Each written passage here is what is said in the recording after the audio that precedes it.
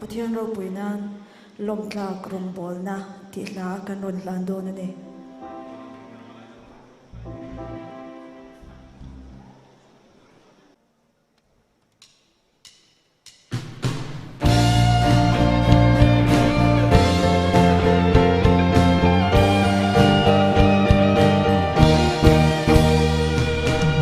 Nom sat na te zong in itlan chin mo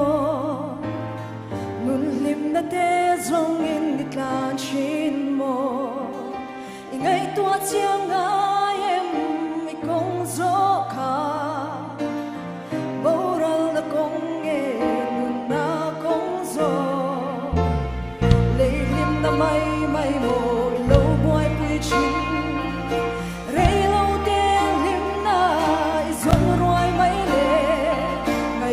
Chiang la inun ka yun chalia meki no chiang la han hoi vel de Krista pasancha an ram mut mek so ipoy pui ve ka song adem